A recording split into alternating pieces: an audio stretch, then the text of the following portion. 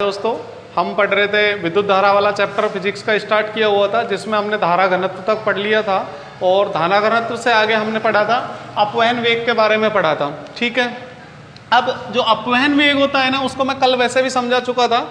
अपवहन वेग तब आता है जब आप किसी चालक के सिरों पर कोई बाह्य विद्युत क्षेत्र आरोपित कर देते हो ना, तब आप लोग जो उसके इलेक्ट्रॉन हैं जो पहले यादृच्छिक गति कर रहे थे, वो अब एक निश्चित दिशा में गति करने लग जाते हैं। उस निश्चित दिशा में गति करते टाइम जो इलेक्ट्रॉनों का औसत वेग आता है वो क्या कहलाता है? अपवहन वेग कहलाता है। ठीक है, अब अपवहन वेग की परिभाषा मैंने बोर्ड पर लिखी हुई है। जब किसी चालक तार के सिरों पर बाह्य विद्युत विभवांतर आरोपित किया जाता है तो चालक के मुक्त इलेक्ट्रॉनों पर विद्युत क्षेत्र के विपरीत दिशा में प्राप्त वेग का औसत इलेक्ट्रॉनों का अपवहन वेग कहलाता है। अब अपवहन वेग को किससे व्यक्त करते हैं? वीडी से व्यक्त करते हैं। अब आप लोगों से कोई पूछे कि अपवहन वेग का मात्रक क्या आएगा? वेग ही है। 11वीं क्लास में हम लोगों ने पढ़ा है कि वेग का मात्रक क्या होता है? मीटर प्रति सेकंड। ठीक है, अब बात आती है, मैंने यहां लिखा है बाह्य विद्युत विभवांतर आरोपित किया जाए, और यहां पर मैंने बोला है विद्युत क्षेत्र के विपरीत दिशा में, क्योंकि विद्युत विभवांतर कैसी राशि है? एक अदिश राशि है, और विद्युत क्षेत्र कैसी राशि है? सदिश राशि है, और वेग जो है एक सदिश राशि है, तो इसकी दिशा हम विद्युत क्षेत्र के हिसाब से लेंगे। और एक बात और, आप लोग जो है विद्युत विभवांतर के कारण ही क्या आता है? विद्युत क्षेत्र आता है, और अगर कहीं विद्युत क्षेत्र है तो वहां पर निश्चित रूप से विद्युत विभवांतर होगा ही होगा। यहां तक क्लियर है? ठीक है, अब हम लोगों को अगर पेपर में कोई क्वेश्चन पूछा गया तो पेपर में क्वेश्चन आएगा कि अपवहन वेग किसे कहते हैं, जिसकी परिभाषा मैंने यहां पर लिख दी है। अब आप लोगों से अगर कोई पूछे कि अपवहन वेग का व्यंजक क्या होगा, अब व्यंजक के लिए हम लोग थोड़ा आगे करते हैं। ठीक है, अब आप लोगों को व्यंजक निकालने के लिए पहले एक चालक मानकर चलना है। ठीक है, इस चालक की लंबाई हम लोग ले लेते हैं स्मॉल एल, और अगर कभी जरूरत पड़ी तो इसका अनुप्रस्थ काट क्षेत्रफल कितना है? ए है। ठीक, अब मानकर चलते हैं कि इस चालक तार में जिस पर आपने विद्युत क्षेत्र आरोपित किया हुआ है ई परिमाण का, मान लीजिए विद्युत विभवांतर वी है, यहाँ पर बैटरी जो जोड़ी हुई है वो वी वोल्टेज की जोड़ी हुई है। अब हम मानते हैं जो ये चालक दिया हुआ है, इस चालक के लिए कुछ मान लेते हैं। माना इस चालक में के एकांक आयतन में मुक्त इलेक्ट्रॉनों की संख्या कितनी मान लेते हैं? n मान लेते हैं। ठीक है, वो जो कि आगे अभी एक और डेरिवेशन आएगा उसमें काम आने वाला है। तो मैं मान लेता हूं कि इसमें जो इलेक्ट्रॉन है वो कैपिटल N है। टोटल इलेक्ट्रॉन कितने हैं? कैपिटल N है, जिनका प्रारंभिक वेग कुछ दिया हुआ है जो यादृच्छिक गति कर रहे थे। ठीक है, तो मैं मान लेता हूं, माना एक चालक दिया गया है, माना एक चालक दिया गया है जिसमें मुक्त इलेक्ट्रॉनों की संख्या कैपिटल N है, फुल स्टॉप। इन इलेक्ट्रॉनों का प्रारंभिक वेग, कौन सा वेग? प्रारंभिक वेग जो है वो मान लेता हूं मैं क्रमशः कितना है? u1, u2, u3 dash dash dash un है। ठीक है, अब जो है इनका विश्रांति काल होता है दो क्रमागत टक्करों के बीच की दूरी। अब क्या होंगे, जब ये इलेक्ट्रॉन इधर उधर गति कर रहे होंगे तो वो एक दूसरे से टकराएंगे, टक्कर के बाद इनका वेग क्या हो जाएगा? बदल जाएगा। ठीक है, अब बात करते हैं, यदि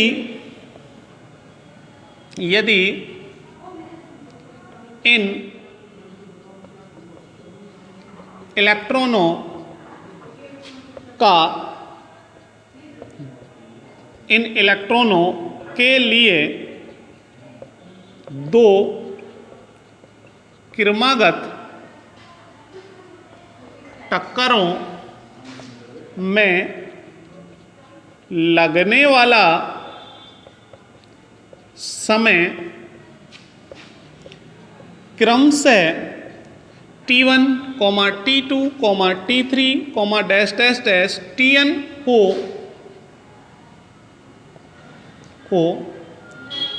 तब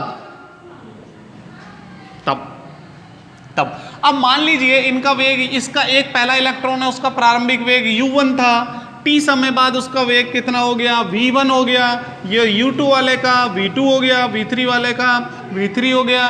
उसके बाद जो है तब अगर हम लोग निकालें गति के पहले समीकरण से देखें तो v1 बराबर में कितना आ जाएगा, u1 प्लस में तब जो है ये v1 प्लस में यहां पर क्या होता था, a होता था कि नहीं होता था।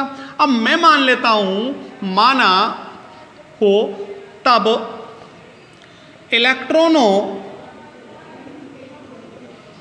का त्वरण a होने पर जो आएगा वो आएगा v1 बराबर में u1 प्लस में a t1, उसके बाद v2 बराबर में u2 प्लस में a t2। उसके बाद अगर हम लोग आगे लिखें, आप लोग यहां तक उतार लीजिए या इसका आप लोग स्क्रीनशॉट ले सकते हैं, ठीक है। अब मैं इससे आगे जो है, आगे अगर और लिखना चाहूं तो बताइए क्या होगा।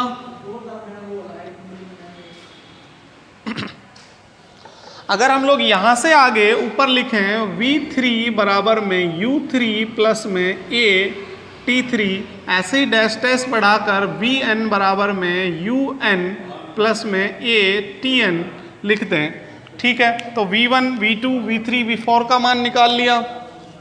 ये कब वेग है, जब बाह्य विद्युत क्षेत्र आरोपित कर दिया गया है या बाह्य विद्युत विभवांतर आरोपित कर दिया गया है, तो उस स्थिति में जो वेग आ रहा है इन अलग अलग इलेक्ट्रॉनों का वो है v1 v2 v3 dash dash dash, ठीक। अब हम लोग अगर अपवहन वेग की परिभाषा देखें, अपवहन वेग की परिभाषा से अगर हम लोग देखें तो वो आएगा vd बराबर में जो होता है वो होता है बेटा, क्या होता है vd बराबर में v1 प्लस में v2 प्लस में v3 plus dash dash dash vn बटे में इलेक्ट्रॉनों का कुल संख्या। क्या मैंने बोला औसत वेग, औसत कैसे निकालेंगे, सारे इलेक्ट्रॉनों का वेग जोड़ लिया, उसमें आप लोगों ने किसका भाग दे दिया, इलेक्ट्रॉनों की संख्या का। अब आप लोग रखते हैं बेटा, थोड़ा ध्यान से देखना, vd बराबर में v का मान रखूं तो u1 प्लस में at1 प्लस में at2 plus dash dash dash, अगर आगे लिखें तो un प्लस में atn बटे में क्या चल रहा है बेटा, n चल रहा है, ठीक है। ये अब मैं इसको भी मिटा देता हूं, आपको ये चित्र बनाना था, ठीक है। उसके बाद जो vd है वो मैं ये u1 u2 u3 वाले पदों को एक साथ लिख लेता हूँ, u1 प्लस में u2 प्लस में u3 plus dash dash dash plus में un बटे में क्या, कैपिटल N, अलग अलग भाग दे रहा हूँ मैं। उसके बाद at1 at2 at3 ऐसा डैश डैश डैश आएगा, यहाँ से मैंने कॉमन निकाल लिया t1, a कॉमन आ गया तो t2 प्लस में t3 प्लस में डैश डैश डैश प्लस में क्या आ जाएगा tn बटे में ये कितना आ जाएगा बेटा, यहाँ पर n अलग अलग भाग दे दिया। अब बताइए u1 plus u2 plus u3 dash dash dash un बाह्य विद्युत क्षेत्र आरोपित करने से पहले वेग हैं, तो जब इनका औसत वेग निकालेंगे तो मैंने आपको कल बताया था, पिछले वाली क्लास में बताया था कि जो इनका औसत वेग आता है बाह्य विद्युत क्षेत्र की अनुपस्थिति में तो वो आता है कितना, शून्य। कितना आता है, शून्य आता है, ठीक है।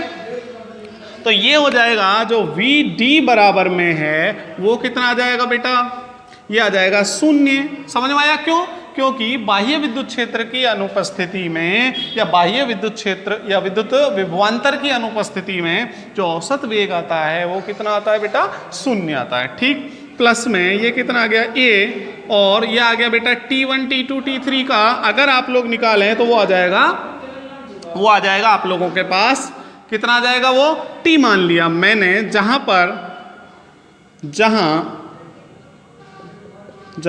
t माध्य